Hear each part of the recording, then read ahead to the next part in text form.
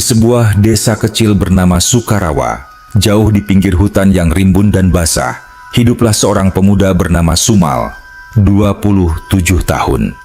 Rumahnya hanya sebuah gubuk papan berdinding anyaman bambu yang mulai mengelupas di sana-sini.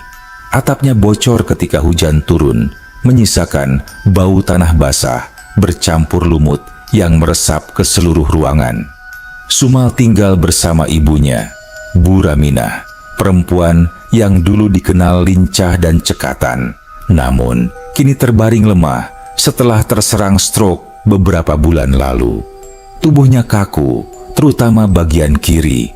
Bicara pun hanya terbata, keluar dengan napas terputus-putus. Meski begitu, matanya masih menyimpan kehangatan seorang ibu yang ingin tetap kuat demi anak semata wayangnya. Hidup mereka serba kekurangan. Pengobatan Bu Raminah menghabiskan tabungan yang tak seberapa, termasuk cincin kawin peninggalan almarhum ayah Sumal yang terpaksa dijual. Setelah itu, Sumal hanya bekerja serabutan, kadang memotong rumput milik tetangga, kadang bantu angkut kayu, kadang menjaga kebun milik Pak Darji yang baik hati, namun juga hidup pas-pasan. Beberapa hari terakhir, rezekinya macet. Tak ada panggilan kerja. Hujan deras mengguyur desa hampir setiap sore, membuat orang-orang tak berani ke ladang. Sementara itu, stok beras di rumah sudah habis. Obat ibunya yang biasanya dibeli di warung kesehatan di kampung sebelah pun tak tersentuh lagi karena uangnya tak cukup. Pagi itu, Sumal membuka tudung saji dan hanya menemukan 2 butir telur retak dan segenggam singkong kering. "Maaf ya Bu, hari ini kita makan seadanya dulu," katanya lirih.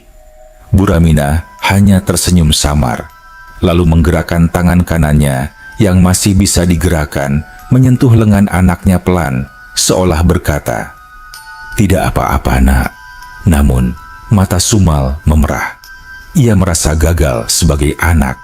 Siangnya, ia berkeliling kampung untuk mencari pekerjaan. Ia mendatangi rumah Pak Suryanto, pemilik sawah terbesar di desa itu, berharap bisa diberi upah harian.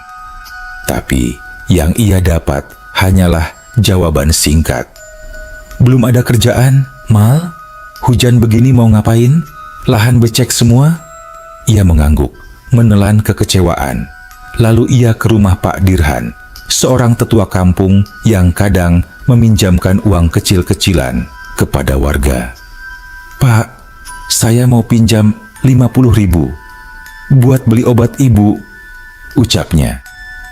Pak Dirhan menarik napas panjang, terlihat sungguh-sungguh kasihan. "Mal, bukan Bapak enggak mau bantu, tapi beberapa yang kemarin minjam belum bayar. Bapak sendiri lagi seret." Sumal hanya bisa menunduk.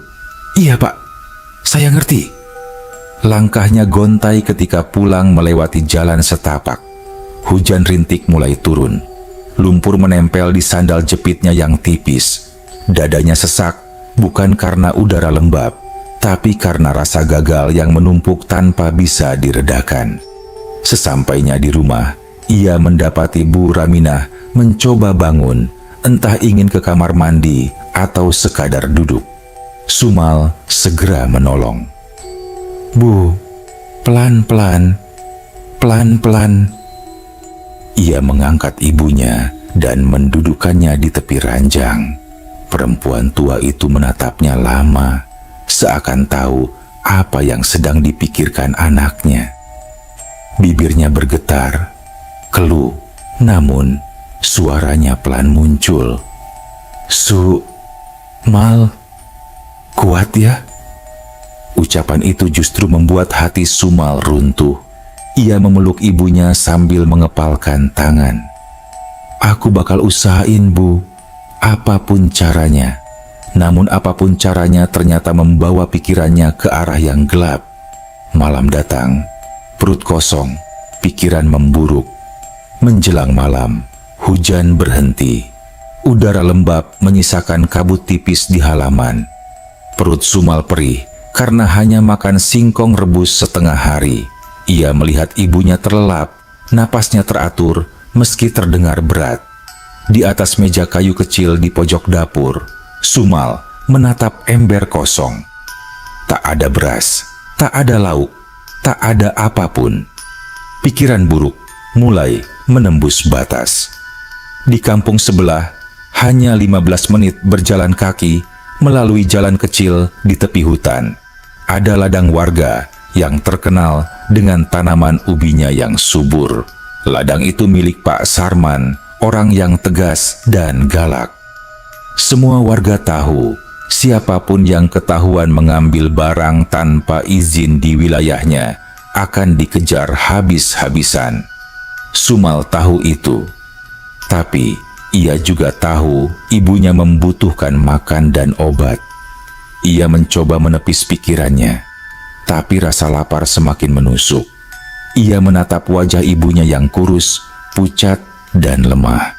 Dan keputusan itu seperti muncul tanpa bisa dicegah.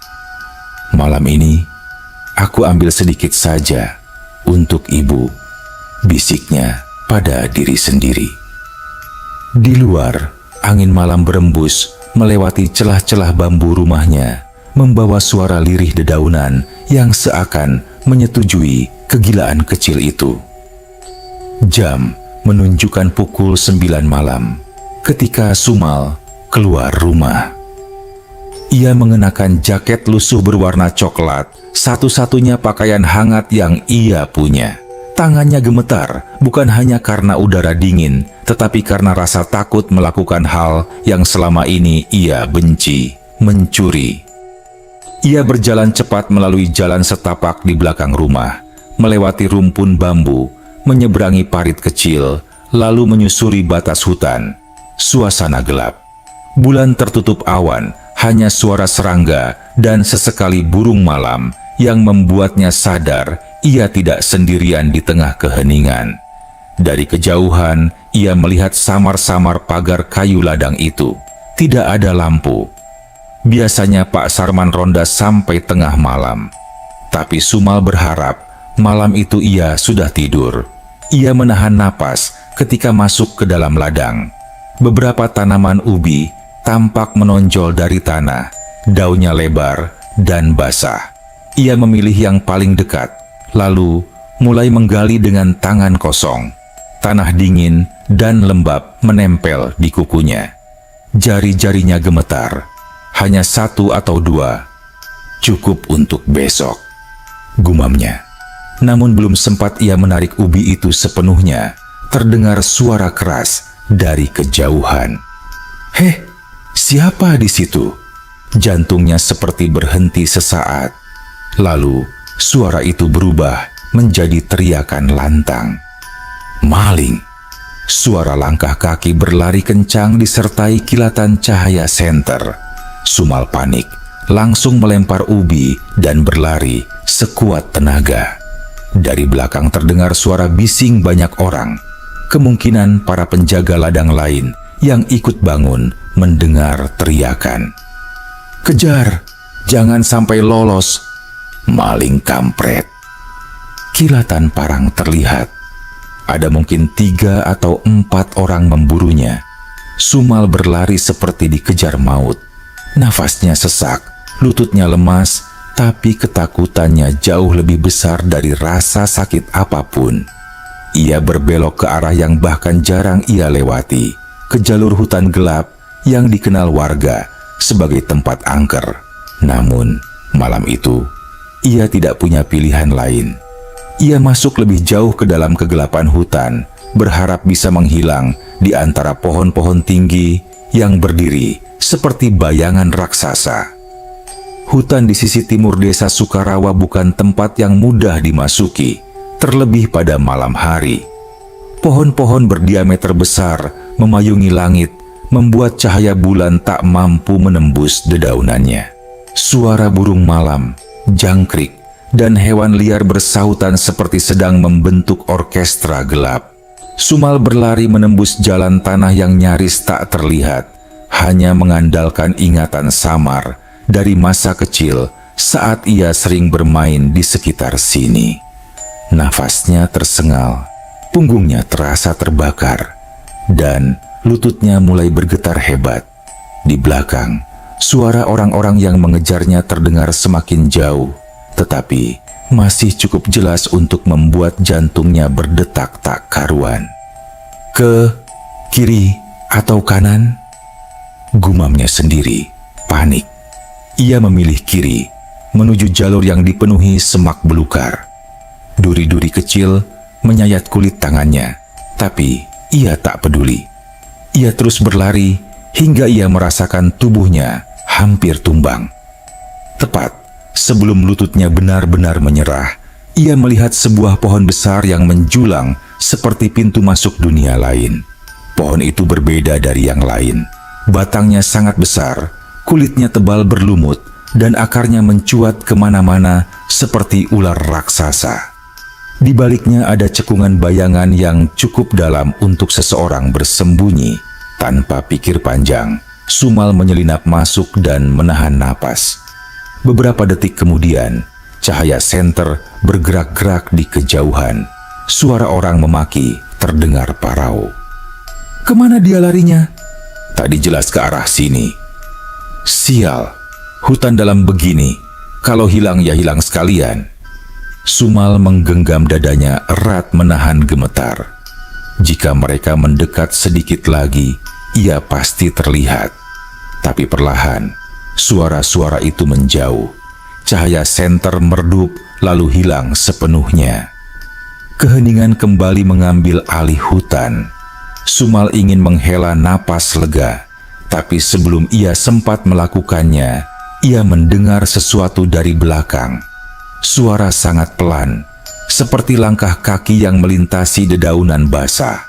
Ia membeku, rambut tengkuknya meremang. Siapa di situ? Bisiknya lirih, hampir tak terdengar. Lalu muncul suara berat, namun tenang, seperti suara seorang lelaki tua yang sudah banyak makan asam garam kehidupan. Kau tak perlu takut padaku. Sumal tersentak.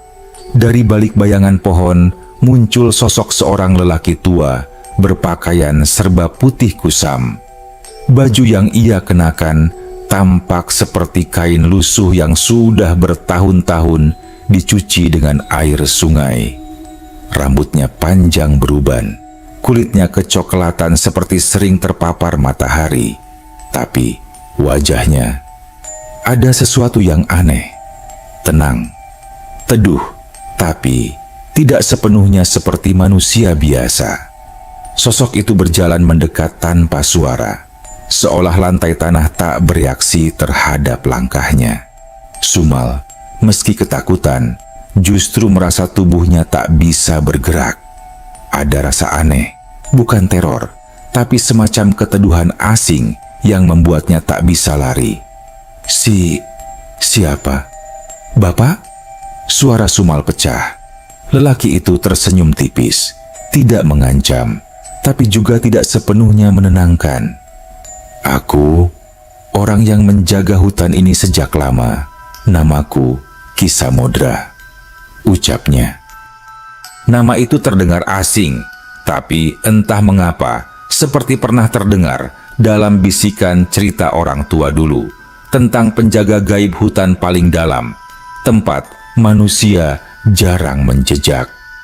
Ki Samodra berdiri tepat di depan Sumal, matanya tajam namun penuh belas kasihan. Kau dikejar warga karena mencuri, katanya pelan. Sumal langsung menunduk. Rasa malu meluap hingga membuatnya tak bisa membendung air mata. Ia jatuh berlutut. Saya salah, Ki. Saya mencuri, tapi saya hanya, ibu saya sakit. Kami nggak punya apa-apa lagi. Suaranya pecah seperti anak kecil yang kehilangan arah. Ki Samodra tidak segera menjawab. Ia hanya menatap Sumal lama, sangat lama, seolah menimbang masa depan anak muda itu dari sorot matanya. Hutan di sekitar mereka terasa berhenti bernapas. Bangunlah, kata Ki Samodra akhirnya. Sumal perlahan berdiri, meski lututnya masih gemetar. Ki Samodra merogoh sesuatu dari balik kain putihnya. Sebuah bungkusan daun yang diikat tali serat pohon. Ia menyerahkannya kepada Sumal. "Ambil ini," ucapnya. Sumal ragu, tapi ia menerima bungkusan itu.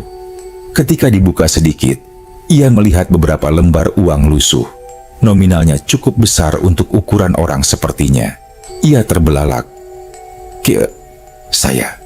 Saya nggak bisa ambil ini." "Ambil saja," ujar Ki Samodra sambil menatapnya dalam. "Tapi ingat satu hal, jangan mencuri lagi. Rezeki yang datang dari jalan gelap hanya akan membawa gelap dalam hidupmu." Sumal menunduk, air matanya menetes membasahi tanah. "Besok pagi," lanjut Ki Samodra, "masuklah ke hutan bagian timur. Kau akan menemukan tanaman berdaun bulat, aromanya wangi seperti bawang. Rebus daunnya untuk ibumu. Itu penawar bagi sebagian sakitnya." Sumal tersentak mendengar itu. "Ibu saya bisa sembuh?" "Jika Tuhan mengizinkan," jawab Ki Samodra pelan. "Kau hanya menjalankan ikhtiarnya." Sumal meneteskan air mata lebih deras. "Terima kasih Ki. Terima kasih banyak. Saya nggak tahu harus bayar apa." Ki Samodra menatapnya lama, lalu berkata dengan suara rendah namun tegas, "Yang kuberi bukan untuk kau bayar, tapi untuk kau jaga. Jagalah hati, jagalah kebaikan, dan jangan biarkan putus asa menutup jalanmu." Sumal mengangguk sambil menunduk dalam-dalam. "Iya, Ki, saya janji." Namun ketika ia mengangkat kepala, Ki Samodra sudah tidak ada. Tidak ada suara langkah pergi, tidak ada daun bergerak, tidak ada jejak apapun. Seolah sosok itu lenyap ditelan kabut malam. Sumal berdiri terpaku. Hanya suara angin yang melewati celah pohon besar itu yang tersisa, seakan menjadi saksi bisu perjumpaan yang tak masuk akal. Ia menggenggam bungkusan daun berisi uang itu erat-erat. Kakinya lemas, tapi langkahnya perlahan kembali mengarah ke tepi hutan. Malam itu, untuk pertama kalinya sejak berbulan-bulan, ada sedikit harapan menyalakan sudut hatinya. Pagi berikutnya datang dengan kabut yang masih menggantung di antara pepohonan. Udara terasa lembab, menyisakan hawa dingin yang merayap sampai ke tulang. Begitu membuka mata, Sumal sontak memegangi bungkusan daun pemberian Ki Samodra, memastikan itu bukan mimpi. Uang itu masih ada, tersimpan aman di dalam lipatan daun berwarna hijau tua. Setidaknya, ia bisa membeli obat dan sedikit bahan makanan untuk hari ini. Tapi ada satu hal lagi yang harus ia lakukan, mengikuti petunjuk Ki Samodra. Ia menengok ke arah Bu Raminah yang masih tidur. Wajah ibunya tampak pucat tapi tenang. Sumal mencium punggung tangan perempuan itu, lalu berbisik, "Bentar ya Bu, aku kembali sebelum matahari tinggi." Ia memasukkan bungkusan daun itu ke saku celana, mengenakan jaket coklat lusuhnya, lalu keluar menuju hutan bagian timur, arah yang tidak pernah benar-benar ia jelajahi selama ini. Hutan bagian timur, aroma yang memanggil. Jalan menuju hutan timur lebih sunyi dari yang ia bayangkan. Semak-semak tinggi menghalangi pandangan, pohon-pohon besar menjulang seperti dinding. Dari kejauhan terdengar suara aliran sungai kecil. Sumal melangkah pelan, mata menelisik segala penjuru mencari tanaman yang disebut oleh Ki Samodra. Berdaun bulat, aromanya wangi seperti bawang. Gumamnya. Ia menyusuri jalur basah hingga tiba di sebuah kawasan yang dipenuhi pepohonan rindang. Cahaya matahari hanya menembus sedikit, membentuk garis-garis tipis di tanah yang berlumut. Di antara kabut tipis, tercium aroma samar, seperti bawang yang baru saja dikupas. Sumal menoleh ke kanan. Di sela akar pohon besar, tumbuh sekelompok tanaman berdaun bulat, hijau mengilap dengan batang kecil berwarna keunguan. Semakin dekat ia melangkah, semakin kuat aroma bawang yang tercium. Ini kali yang dimaksud, bisiknya. Ia mencabut beberapa helai daunnya dengan hati-hati, memastikan tidak mengambil terlalu banyak. Tanaman itu tampak tumbuh alami, seakan tidak tersentuh tangan manusia. Sesaat ketika ia hendak berbalik, angin berembus kuat dari arah yang tidak jelas, membuat dedaunan bergetar hebat. Sumal berhenti, menelan ludah. Ada perasaan aneh, seolah seseorang sedang memperhatikannya dari balik pepohonan. Namun, saat ia menoleh, hanya ada kabut yang bergerak pelan. Ia cepat-cepat kembali turun menuju desa. Setiba di rumah, Sumal langsung membersihkan daun-daun itu, merebusnya dengan air hangat di panci kecil. Aroma bawang segar memenuhi dapur, lembut namun menenangkan. Ketika air rebusan itu berubah menjadi sedikit kehijauan, ia menuangkannya ke dalam mangkuk kecil, menunggu hingga hangat. "Ibu, bangun bentar ya, Bu," bisiknya saat menggoyang bahu Bu Raminah. Perempuan tua itu membuka mata perlahan. Ia terlihat sangat lemah pagi itu. Sumal menyuapkan beberapa sendok air rebusan daun. Bu Raminah menelan pelan, matanya mengerjap beberapa kali, lalu menutupnya kembali. "Semoga cocok buat ibu," doa Sumal lirih. Sore hari, tubuh Bu Raminah mulai mengeluarkan keringat dingin. Nafasnya yang biasa tersengal kini terasa lebih teratur. Sumal panik, tapi juga merasa ada sesuatu yang berubah. Ketika ia memegang tangan ibunya, jari-jari yang selama ini kaku mulai bergerak sedikit. "Ibu, Bu, bisa gerak," serunya. Bu Raminah membuka matanya. Meski belum bisa bicara lancar, ia mengangguk pelan. Tangisan haru begitu saja pecah dari Sumal. "Alhamdulillah, Ibu pulih." Malam itu, setelah meminum rebusan daun untuk kedua kalinya, Bu Raminah tidur dengan nyenyak. Lebih nyenyak dari tidur-tidur sebelumnya sejak stroke menyerangnya. Minggu-minggu selanjutnya menjadi perjalanan yang sulit dipercaya bagi Sumal. Setiap pagi, ia mengambil beberapa helai daun dari tempat yang sama di hutan timur, merebusnya untuk ibunya. Perlahan, Bu Raminah mampu menggerakkan seluruh tangan kanannya, lalu jari-jari kiri mulai bisa mengikuti. Wajahnya tampak lebih segar, sorot matanya kembali hidup. Dokter puskesmas, tempat mereka biasa berobat pun terkejut, bukan main. "Saya heran, Mal," kata Dokter Wahyu, lelaki paruh baya yang sudah lama mengenal keluarga itu. "Perkembangan ibu kamu cepat sekali. Biasanya pasien stroke butuh waktu lama untuk sampai tahap ini." Sumal hanya bisa mengangguk, meski dalam hati ia tahu rahasianya. Suatu hari, ketika Bu Raminah berhasil berdiri dengan bantuan tongkat kecil, Sumal hampir menangis melihatnya.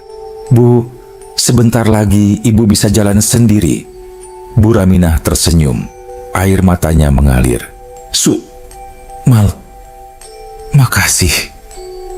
Suara yang dulu sulit keluar kini mulai terdengar lebih jelas. Dengan tubuh ibunya yang mulai membaik, Sumal memutuskan untuk memanfaatkan uang pemberian Ki Samodra sebaik mungkin. Ia membeli gerobak bekas dari seorang tetangga bernama Pak Mirto, lalu mulai berjualan sayur keliling yang ia belanja dari pasar kecamatan. Awalnya hanya beberapa ikat kangkung, bayam, cabai, dan tomat yang ia dapat dari pasar kecil di desa sebelah. Tapi anehnya, dagangannya selalu habis sebelum tengah hari. "Sumal, sayurmu seger-seger sekali ya," kata seorang ibu rumah tangga, Bu Narti. "Besok bawa lebih banyak ya, Mal," ujar yang lain. Setiap hari, rezekinya seperti dimudahkan. Orang-orang menjadi ramah padanya. Kadang, Sumal merasa ada yang mendorong, seolah ada tangan tak kasat mata yang menuntunnya menuju rezeki yang tepat. Setiap kali hal itu terjadi, ia teringat wajah Ki Samodra di dalam hutan, tenang, tapi penuh pesan. Ia sering pulang sore hari dengan uang lebih banyak dari yang ia bayangkan. Lalu ia duduk di serambi rumah, menatap ibunya yang kini bisa duduk tegak, tertawa pelan saat menonton acara televisi murahan. Namun, di balik kebahagiaan itu, selalu ada rasa berdebar yang tak bisa ia jelaskan. Seakan sesuatu sedang menunggu atau mendekat. Suatu malam, sekitar 2 bulan setelah pertemuan pertamanya, Sumal pulang lebih cepat karena dagangannya laris manis. Ketika ia mendekati rumah, lampu minyak di teras tampak redup. Dari kejauhan, ia melihat seorang lelaki duduk di kursi bambu di depan pintu. Jantungnya langsung berdegup cepat. Begitu mendekat, cahaya lampu memantulkan sosok itu dengan jelas. Pakaian putih lusuh, rambut panjang beruban, tatapan teduh namun menembus. Ki Samodra. Sumal tertegun, kakinya seakan terpaku di tanah. "Selamat malam, anak muda," ujar Ki Samodra dengan nada datar namun tidak mengancam. Sumal menelan ludah. Ki Samodra, kenapa datang ke sini?" Ki Samodra berdiri perlahan. Tidak ada suara lantai kayu berderit. Tidak ada suara gesekan kaki. Hanya keheningan yang tiba-tiba berubah pekat. "Ibumu sudah kutolong," katanya. "Sekarang giliranmu menjaga kejujuran." Sumal menahan napas. "Iya, Ki. Saya ingat pesan Ki. Saya nggak mencuri lagi. Saya kerja keras sekarang." Ki Samodra tersenyum tipis. Senyum yang entah kenapa membuat punggung Sumal merinding. "Bagus, pertahankan. Rezekimu akan lancar selama hatimu bersih." Lalu, tanpa angin, tanpa suara, tanpa langkah, Ki Samodra menghilang, lenyap seperti asap hilang tersapu angin malam. Sumal berdiri lama di teras, memeluk dirinya sendiri, mencoba memahami apa yang barusan terjadi dan apa yang akan terjadi selanjutnya. Beberapa bulan berlalu setelah pertemuan kedua dengan Ki Samodra. Hidup Sumal kini jauh berbeda dibandingkan masa-masa kelam sebelumnya. Gerobak bekasnya kini tampak lebih rapi, dicat ulang oleh tetangganya, Mas Dalim, sebagai tanda terima kasih karena Sumal sering membawakan sayur gratis untuk keluarganya. Bu Ramina semakin pulih. Ia sudah bisa berjalan dengan tongkat, malah sesekali menyiapkan sayur yang akan dibawa Sumal berjualan. Suasana rumah kecil di pinggir hutan itu terasa hidup, sesuatu yang sudah lama hilang. Pagi di desa Sukarawa selalu sederhana. Matahari yang muncul di balik perbukitan menyinari pepohonan, angin hutan membawa bau tanah basah, dan ayam-ayam berkokok seperti alarm alami. Dalam suasana seperti itu, Sumal sering duduk di teras sambil menyeruput teh manis buatan ibunya. Namun di balik semua perubahan manis itu, ada perasaan halus yang selalu menghinggapinya. Perasaan seperti ada seseorang yang mengawasi, tidak mengancam, tapi seperti menunggu. Sumal sering memandang ke arah hutan timur, tempat ia pertama kali mengambil tanaman berdaun bulat itu. Setiap kali angin bertiup ke arahnya, aroma tanah basah bercampur samar wangi bawang terasa seperti memanggil. Tapi ia mencoba menepis. "Sudahlah, mungkin cuma pikiran," katanya pada diri sendiri. Dan selama berminggu-minggu, hidupnya tampak berjalan normal. Sumal mulai berdagang di pasar kecil desa, bukan hanya keliling kampung. Sejak membuka lapak, dagangannya lebih cepat habis. Beberapa pedagang lain bahkan suka menitipkan barang ke gerobaknya. "Mal, titip lombok ini ya, dijualin," Ambil aja 1000-nya perbungkus, kata Butari pedagang cabai. Sumal ini ya, rezekinya ngalir terus. Beda banget sama dulu. Kamu itu beruntung, Mal, celetuk Pak Sahri, sesama pedagang sayur. Setiap kali mendengar itu, hati Sumal terasa geli. Beruntung? Ia sendiri tidak yakin apakah ini bisa disebut keberuntungan atau balasan dari janji yang ia pegang. Namun, ia selalu menjawab dengan merendah, "Ya namanya usaha, Pak. Mudah-mudahan berkah." Bu Raminah yang semakin pulih pun sering membantu mengikat sayuran, merapikan timun, atau menyiapkan bumbu dapur kecil-kecilan untuk dijual.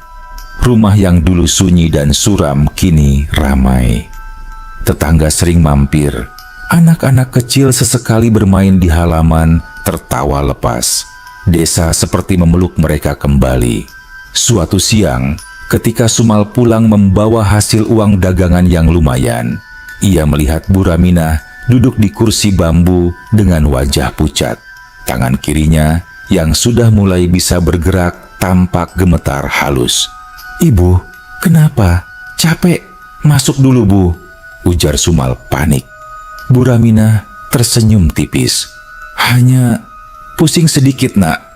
Paling kebanyakan berdiri." Sumal memijit bahu ibunya. "Jangan dipaksa. Ibu baru pulih. Pelan-pelan aja." Bu Raminah mengangguk, tapi wajahnya tidak sepenuhnya meyakinkan. Meski begitu, ia tetap memaksa membantu di dapur, memotong bawang dan cabai sambil sesekali mengusap kening. Beberapa hari berikutnya, Bu Raminah beberapa kali mengeluh pundaknya nyeri dan kepalanya berat. Sumal mulai cemas. Tapi, setiap kali ia menawarkan untuk membawa ibunya ke puskesmas, Bu Raminah menolak. "Jangan menghabiskan uang, Mal. Ibu cuma masuk angin ini." Namun firasat buruk mulai menancap di dada Sumal. Dan firasat itu menunjukkan wujudnya lebih cepat dari yang ia kira. Malam itu, setelah makan bubur buatan Sumal, Bu Raminah mendadak memegangi dadanya. Napasnya memburu, tubuhnya menggigil hebat. Mangkok bubur hampir terjatuh dari tangannya jika saja Sumal tidak sigap. "Bu, ibu kenapa?" Bu Raminah terbatuk-batuk, matanya melebar, wajahnya memerah, lalu memucat dalam hitungan detik. Tangannya meraba udara seperti mencari pegangan. "Mal," sesak. Suaranya terputus-putus. "Bu, ya Allah, Bu, tahan, Bu, tahan bentar." Sumal berteriak memanggil tetangga. "Pak Sahri, Bu Tari, tolong." Dalam waktu singkat, beberapa orang datang berlarian. "Cepat ke puskesmas, bawa motor saya," kata Pak Sahri. Dengan bantuan dua tetangga, Sumal membawa ibunya ke puskesmas. Malam itu hujan turun, membuat perjalanan semakin dramatis dan menegangkan. Angin menerpa wajahnya saat motor melaju kencang, sementara Bu Raminah terkulai lemah di belakang, ditopang oleh Butari yang ikut membantu. Setiba di puskesmas, Dokter Ragil langsung menangani. Tubuh Bu Raminah dipasangi alat bantuan pernapasan sederhana. Beberapa jarum infus ditancapkan. "Dok, gimana kondisi ibu saya?" Suara Sumal bergetar. Dokter Wahyu tidak langsung menjawab. Sorot matanya tegang. "Tolong tunggu di luar dulu ya, pintanya." Sumal menunggu di lorong puskesmas bersama Pak Sahri dan Butari. Waktu berlalu perlahan, seperti menahan setiap detik agar lebih menyiksa. Lantai terasa dingin di bawah telapak kakinya. Tangan Sumal gemetar, keringat dingin membasahi pelipisnya. Setelah hampir setengah jam, pintu ruang perawatan terbuka. Dokter Wahyu keluar dengan wajah muram. "Mal," suaranya pelan, berat, seperti menahan sesuatu yang sulit dikatakan. "Maaf, ibumu tidak tertolong." Seakan seluruh dunia di sekitar Sumal meredup. Suara hujan di atap puskesmas menenggelamkan dunia. Dadanya serasa diremas dari dalam. Langkahnya goyah saat ia masuk ke ruang perawatan. Tubuh Bu Raminah terbaring tenang, seolah hanya tertidur. Raut wajahnya tidak lagi tegang, malah tampak damai. "Bu." Sumal menyentuh wajah ibunya. Tidak hangat, tidak ada gerakan, tidak ada napas. Ia merosot ke lantai, memeluk tubuh ibunya, menangis tanpa suara. Tangis yang tak bisa digambarkan. Pemakaman berlangsung sederhana. Keesokan harinya, warga desa membantu tanpa diminta. Mereka menyiapkan liang lahat, memandikan jenazah, menyelimuti tubuh Bu Raminah dengan kain kafan putih.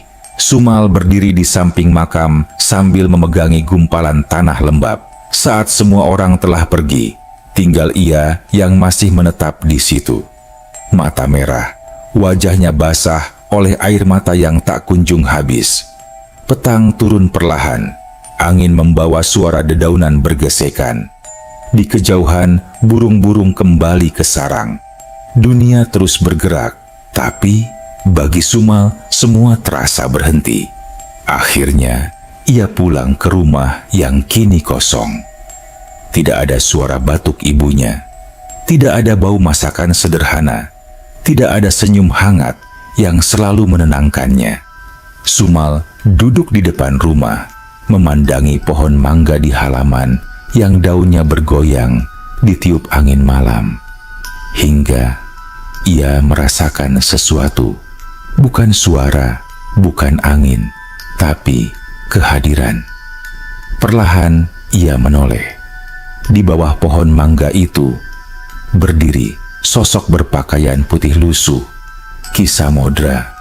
Wajahnya seperti biasanya, tenang, teduh, namun menyimpan sesuatu yang tak bisa ditebak. Sumal tercekat antara marah, sedih, dan pasrah. Ia bangkit berdiri. "Ki, kenapa? Kenapa ibu saya pergi? Padahal sudah sembuh. Padahal saya sudah jaga pesan, Ki. Saya sudah..." Suaranya pecah. Ki Samodra melangkah mendekat. Tangannya menyentuh bahu Sumal. Sentuhan yang dingin, tapi tidak menyakitkan. "Anak muda," katanya pelan, "hidup dan mati bukan kuasamu. Ibumu pergi dalam keadaan ridha. Yang penting, teruskan amalnya." Saat itu, dari balik bahu Ki Samodra muncul sosok samar Bu Raminah. Wajahnya tersenyum lirih, lembut, seakan berpamitan, seakan berkata, "Aku tenang, Nak." Sumal tersungkur, menangis sejadi-jadinya. Dadanya terasa pecah, tapi di tengah tangis itu, hatinya justru terasa ringan. Ringan untuk pertama kalinya sejak semalam. Ketika ia mengangkat kepala, sosok Ki Samodra dan bayangan ibunya lenyap.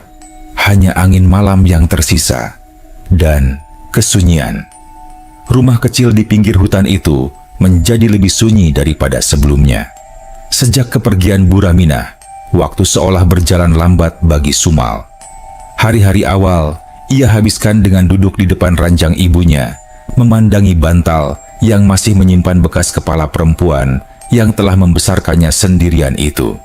7 hari berlalu, dan setiap pagi ia bangun dengan rasa hampa. Gerobak sayurnya terparkir di samping rumah, tak tersentuh. Tetangga-tetangga yang baik hati sering datang memberi makanan atau sekadar memeriksa apakah ia makan hari itu. Namun Sumal jarang bicara.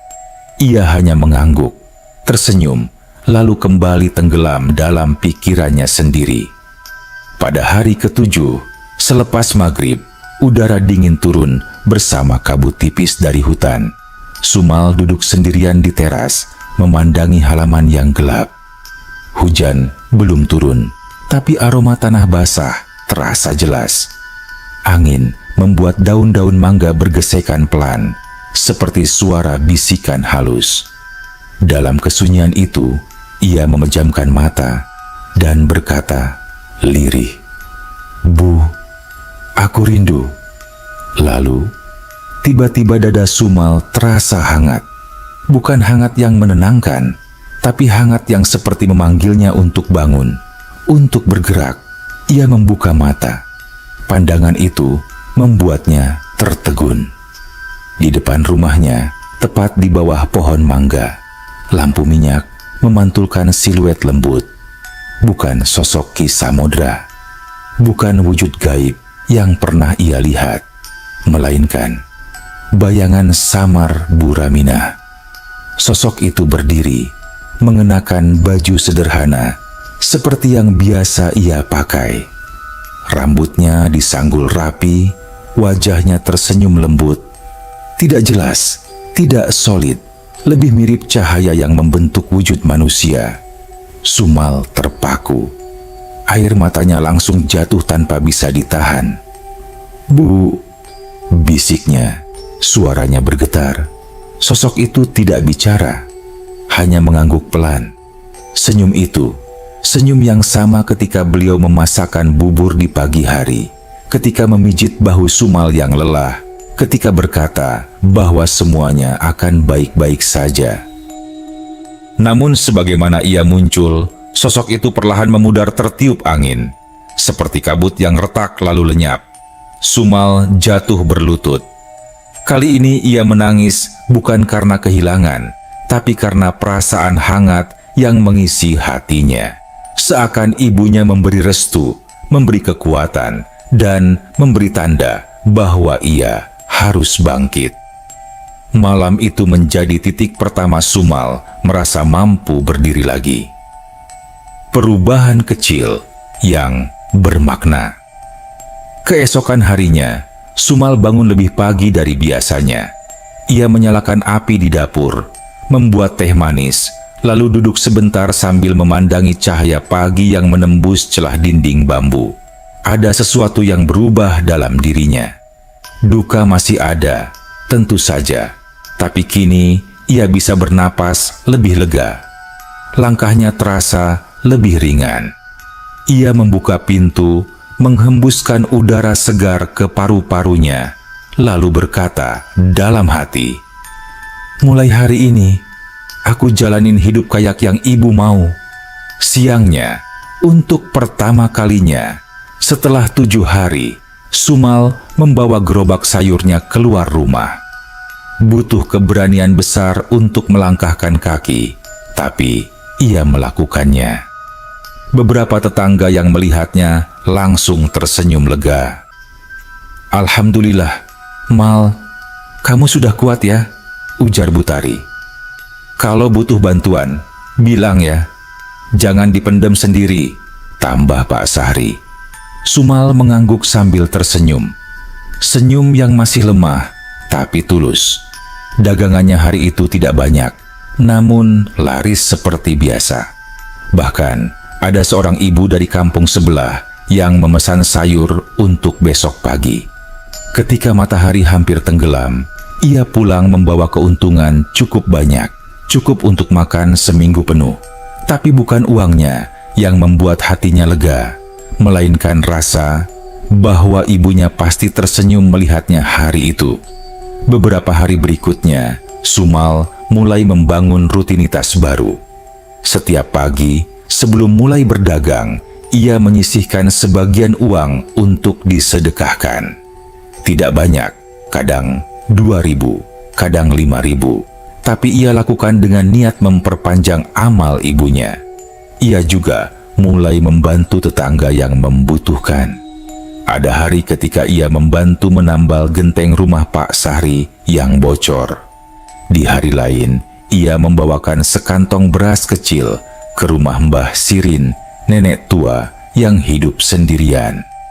Suatu sore, ketika melewati mushola tua di ujung kampung, ia melihat seorang anak kecil bernama Darul duduk mematung memegang sandal jepit putus.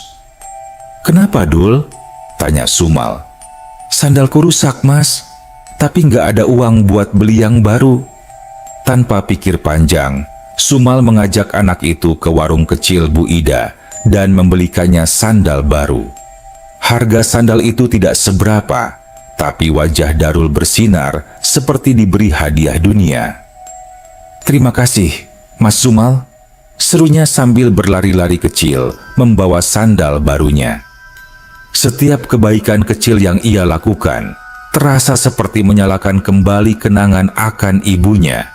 Seperti mengulang setiap doa yang dulu Bu Raminah panjatkan agar hidup anaknya kelak diberi kelapangan. Dan anehnya, semakin banyak ia memberi, semakin banyak rezeki yang datang. Sumal tidak bisa menjelaskan bagaimana itu bisa terjadi. Ia hanya merasakan, setiap kali ia berbuat baik, jalannya semakin ringan. Pelanggan bertambah, orang-orang mulai menitipkan barang ke lapaknya. Bahkan, ia mendapat tawaran untuk menyewa kios kecil di pasar dari Pak Daman, ketua RT yang dulu jarang bicara dengannya. "Rezekimu lagi bagus, Mal. Ambil kesempatan ini," kata Pak Daman. Sumal hanya bisa mengangguk, matanya berkaca-kaca. Ia tahu siapa yang menggerakkan semua ini. Beberapa malam setelah itu, ketika ia pulang dari pasar membawa gerobak yang kini penuh dengan dagangan titipan, ia berhenti sejenak di jalan menuju rumah. Suasana hutan di malam hari sangat sepi, hanya suara burung malam dan dedaunan bergoyang. "Ki Samodra," ia berbisik tanpa sadar. "Kalau Ki bisa dengar, terima kasih." Tidak ada jawaban, tidak ada suara langkah, tidak ada sosok putih lusuh yang muncul di bawah cahaya lampu minyak. Namun, Sumal merasakan sesuatu, sebuah dorongan halus di dadanya, seperti angin lembut yang menyentuh hati. Ia tahu, meski tidak tampak, seseorang atau sesuatu masih mengawasinya.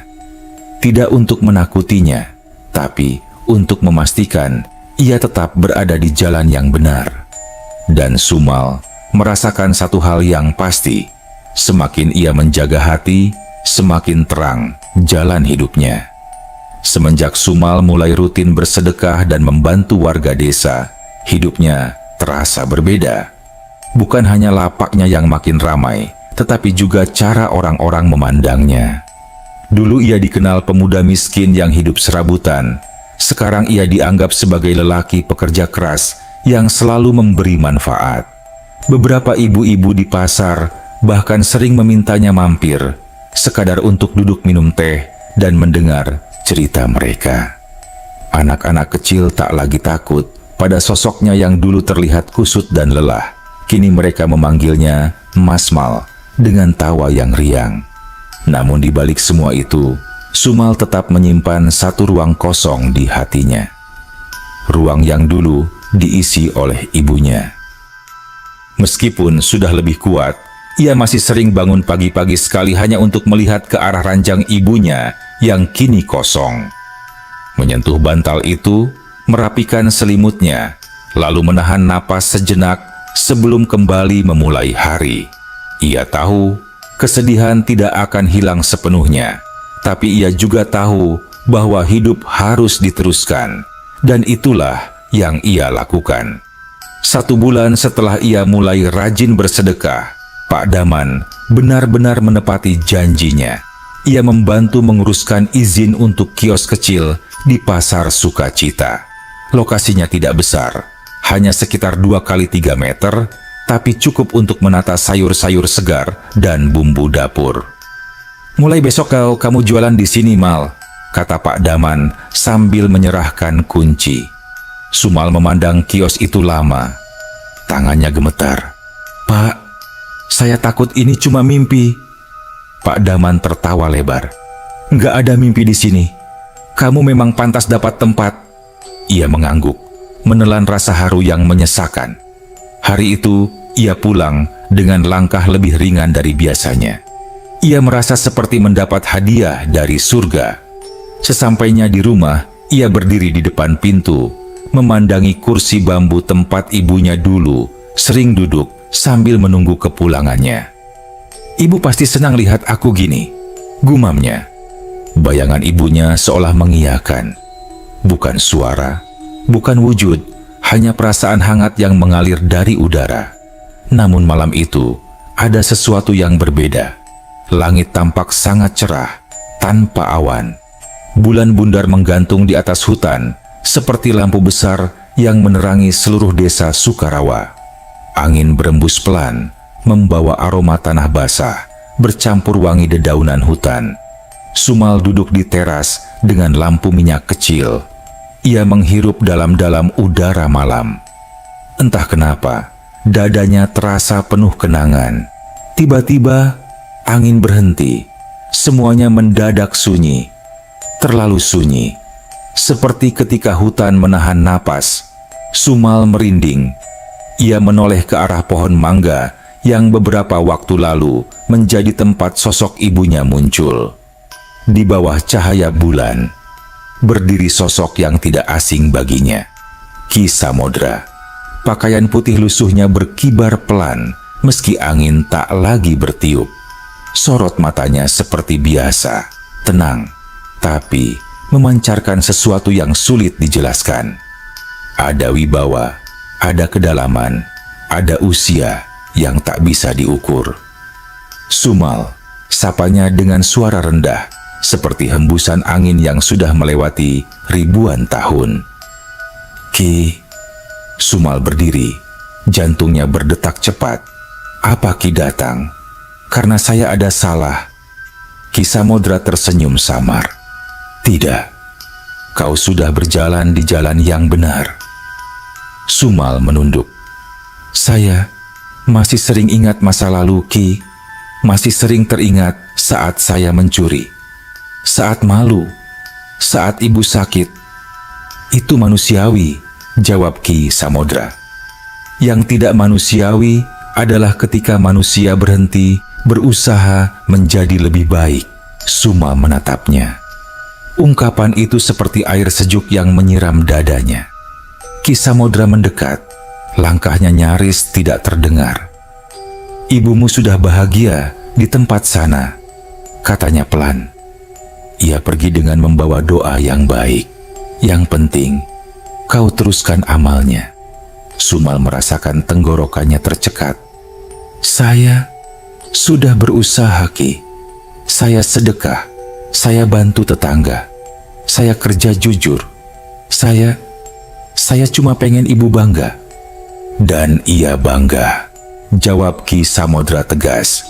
Angin semilir kembali berembus, menggerakkan daun-daun mangga. Untuk sesaat, cahaya bulan memantulkan sesuatu di sekitar Ki Samodra. Bayangan samar Bu Raminah yang melintas seperti hembusan cahaya, lalu memudar. Sumal merinding. Ibu. Ki Samodra mengangguk pelan. Ia datang untuk menguatkanmu.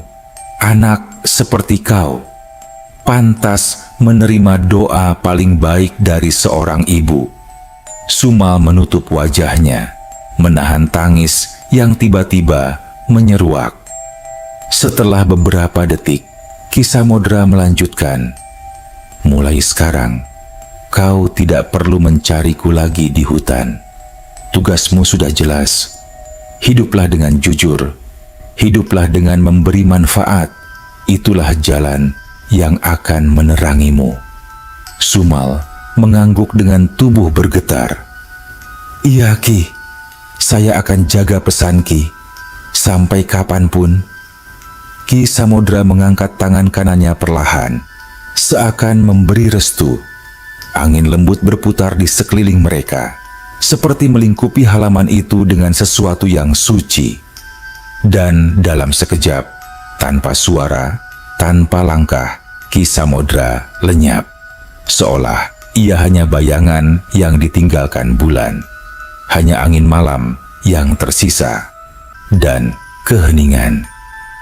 1 tahun kemudian, kios sayuran Sumal di pasar Sukarawa berkembang pesat. Dari kios kecil, kini ia mengontrak lapak yang lebih besar.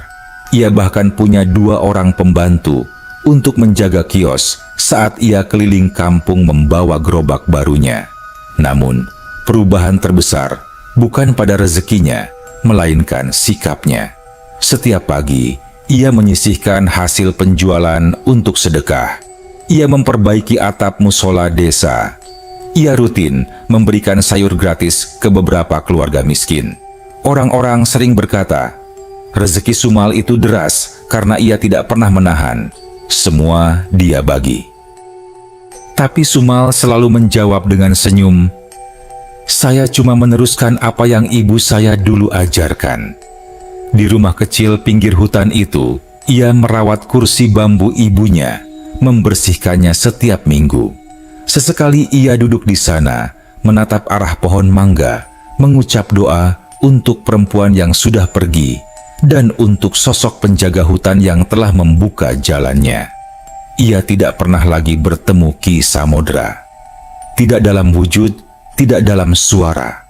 Namun, setiap kali angin dari hutan timur berembus membawa aroma samar bawang yang wangi, Sumal tahu bahwa nasihat Ki Samodra tidak pernah benar-benar pergi.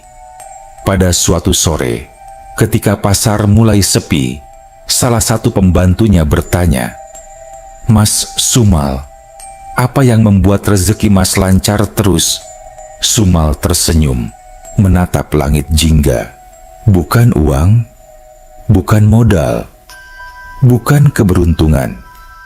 Ia menghela napas, lalu berkata perlahan, "Yang menyelamatkan saya bukan uang dari Ki Samodra, tapi nasihatnya agar saya tidak putus dari kebaikan." Kata-kata itu keluar pelan tapi mantap, seakan setiap hurufnya terhubung dengan perjalanan panjang yang telah ia lalui. Dan sejak hari itu, setiap kebaikan yang dilakukan Sumal menjadi doa yang tak pernah berhenti mengalir untuk ibunya, untuk hidupnya, dan untuk jiwa-jiwa yang pernah menolongnya di dunia yang tidak terlihat.